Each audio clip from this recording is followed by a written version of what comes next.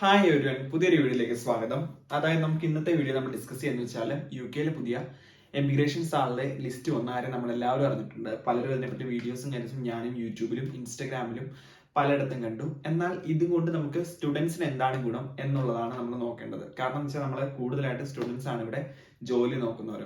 ഇനി നമുക്ക് ഒരു കാര്യം മനസ്സിലായി, അതായത് ഇന്റർനാഷണൽ ആയിട്ടുള്ള റിക്രൂട്ട്മെന്റ്സ് ഒരു 1 ഇയർ കൊണ്ട് UK ഇല്ലാണ്ടാവും. അതായത് ഈവൻ കെയറോം ആണെങ്കിൽ പോലും മറ്റുള്ള ഒരു രീതിയിലുള്ള വർക്ക് പെർമിറ്റുകളും പുറത്തുള്ള ഒരു രാജ്യത്ത് നിന്ന് UK ലഭിക്കാത്തൊരു സാഹചര്യം ആണ് നമുക്ക് ഇതിൽ നിന്നൊക്കെ മനസ്സിലാക്കാൻ സാധിക്കുന്നത്.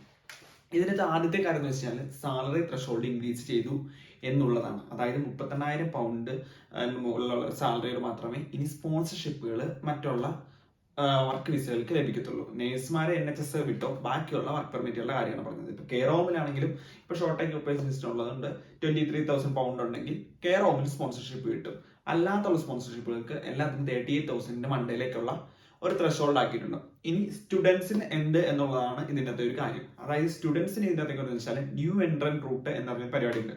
അതായത് 26 വയസ്സിന് താഴേക്കുള്ള സ്റ്റുഡൻസിന് UK വന്നു കഴിഞ്ഞാൽ അവർക്കൊരു വർക്ക് പെർമിറ്റ് ലഭിക്കണമെന്നുണ്ടെങ്കിൽ ഈ എമിഗ്രേഷൻ സാലറി ലിസ്റ്റ് ഉള്ള ഒരു ജോലിക്കാണ് അവർ അപ്ലൈ ചെയ്യുന്നുണ്ടെങ്കിൽ 30% കുറച്ചുള്ള സമയം. അപ്പൊ അതായത് ഫോർ എക്സാമ്പിൾ ഒരു 10,000 പൗണ്ട് എടുത്ത് വ്യത്യാസം വരും. അതായത് 28,000 30,000 പൗണ്ട് ഒരു COS കിട്ടിക്കഴിഞ്ഞാൽ നമുക്ക് വർക്ക് പെർമിറ്റ് അപ്ലൈ ചെയ്യാൻ പറ്റും 26 വയസ്സിന് താഴെയുള്ള സ്റ്റുഡൻസിന്.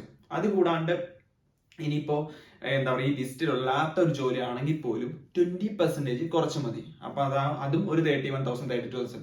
അത് IT ആർക്കിടെക്ട് ഇതിനെല്ലാത്തിനും പോസിബിൾ ആയിട്ട കാര്യമാണ്. ഇങ്ങനെയുള്ളതൊന്നും ഇപ്പോൾ IT architect electrical engineers IT കാരാണ് നമുക്ക് മെയിൻ ആയിട്ട് ഇവിടെ വർക്ക് പെർമിറ്റ് കിട്ടുമ്പോഴത്തേക്ക് ഒരു 32,000 ഒക്കെ ഈസി ആയിട്ട് സാലറി പാക്കേജ് കിട്ടുന്ന ഒരു സംഭവമാണ്. അപ്പൊ അതൊരിക്കലും നല്ലൊരു അപ്ഡേറ്റ് ആണ്. ഈ ഒരു എമിഗ്രേഷൻ സ്റ്റുഡന്റ് ആയിട്ട് ഇവിടെ വന്നിരിക്കുന്ന ആൾക്കാർക്ക് പ്രയോറിറ്റി തരുന്ന രീതിയിലും അവർക്ക് ഗുണം ചെയ്യുന്ന രീതിയിലുമാണ് ഈ ഒരു ലിസ്റ്റിനകത്തുള്ള കാര്യങ്ങളെല്ലാം നമുക്ക് വന്നേക്കുന്നതാണ്. നമുക്കൊരു ഓവർ റിവ്യൂവിൽ നിന്ന് മനസ്സിലാവുന്നത്. പിന്നെ വേറെയുള്ള കാര്യങ്ങൾ ഇതിൻ്റെ അകത്ത് വന്നേക്കുന്നത് വെച്ച് കഴിഞ്ഞാൽ നമുക്ക് നോക്കി കഴിഞ്ഞാൽ ഹെയർ വർക്കേഴ്സിന്റെ സാലറി 20,000 ആയിട്ട് മാറ്റി. അതുകൂടാണ്ട് നമുക്ക് പിന്നെ ഈ ലിസ്റ്റിലേക്ക് ഇനി വരാൻ ഇനി ആർക്ക് UK വരുമ്പോഴത്തേക്ക് നമുക്ക് സജസ്റ്റ് ചെയ്യണോ നമ്മുടെ ഫ്രണ്ട്സ് ഞാൻ BCom കഴിഞ്ഞു ഞാൻ UK വരട്ടെ എന്ന് ചോദിക്കുമ്പോൾ നിങ്ങൾക്ക് സജസ്റ്റ് ചെയ്യാൻ വേണ്ടിയുള്ള കാര്യം എന്ന് വെച്ചാൽ clinical psychologist, electrical and allied engineerings, pharmaceutical technicians ഇങ്ങനെയുള്ള ആൾക്കാരൊക്കെ ഈ ഒരു ലിസ്റ്റിലേക്ക് വരാൻ വേണ്ടി എന്താ പറയാ ഗവൺമെന്റ് പ്രിസ്ക്രൈബ് ചെയ്യുന്ന ആൾക്കാരാണ്. അപ്പൊ ഇങ്ങനെയുള്ള ആൾക്കാരൊക്കെ ഈ UK വരികയാണെന്നുണ്ടെങ്കിൽ അവർക്ക് ഈ ലിസ്റ്റ് പ്രകാരം കാര്യങ്ങളൊക്കെ ജോലി കിട്ടാനും കൊടുക്കാനൊക്കെ വളരെ ഈസി ആയിരിക്കും. അപ്പൊ അതൊക്കെയാണ് മെയിൻ ആയിട്ട് ഇതിൻ്റെ അകത്ത് വരുന്നത്. പിന്നെ കെമിക്കൽ എഞ്ചിനീയേഴ്സ്,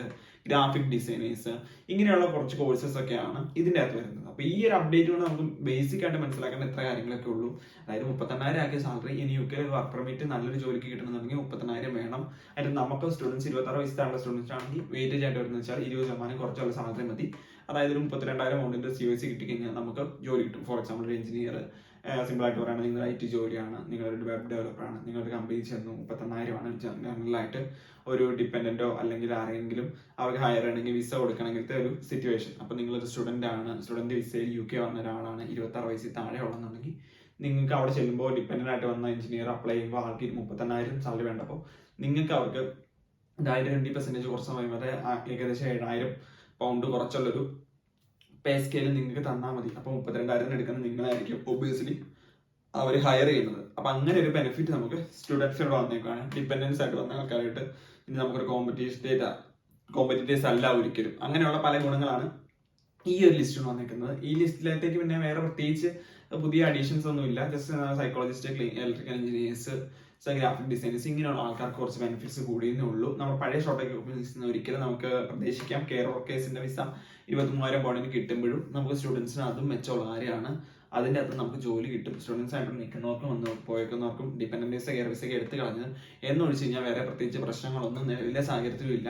അത്യാവശ്യം 26 വയസ്സിന് താഴെ നിങ്ങളൊരു എഞ്ചിനീയറിംഗ് ഗ്രാജുവേറ്റ് ഒക്കെ ആണെന്നുണ്ടെങ്കിൽ നിങ്ങളൊരു മാസ്റ്റേഴ്സ് നിങ്ങൾക്ക് കഴിവുണ്ട്, 2 വർഷം എക്സ്പീരിയൻസ് നാട്ടിലുണ്ടെന്നുണ്ടെങ്കിൽ ഇവിടെ വന്ന് ഞാൻ ഈസി ആയിട്ട് നിങ്ങൾക്ക് ഇപ്പോഴും ഒരു ജോലി ക്യാപ്ചർ ചെയ്യാൻ പറ്റും.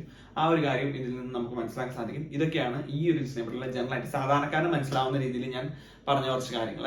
താങ്ക് യു യുരൻ. എന്താണെങ്കിലും ഈ വർഷം അവസാനം ഇനി റിവ്യൂകളും കാര്യങ്ങളും വരും. ഇതിൻ്റെ അകത്ത് പുതിയ അപ്ഡേറ്റ് ഞാൻ ചാനലിൽ ഉറപ്പായിട്ട് ഇടുന്നതായിരിക്കും. നിങ്ങൾ ഇതുവരെ നമ്മുടെ ചാനൽ സബ്സ്ക്രൈബ് ചെയ്തിട്ടില്ലെങ്കിൽ ഉറപ്പായിട്ടും സബ്സ്ക്രൈബ് ചെയ്യുക. Thank you.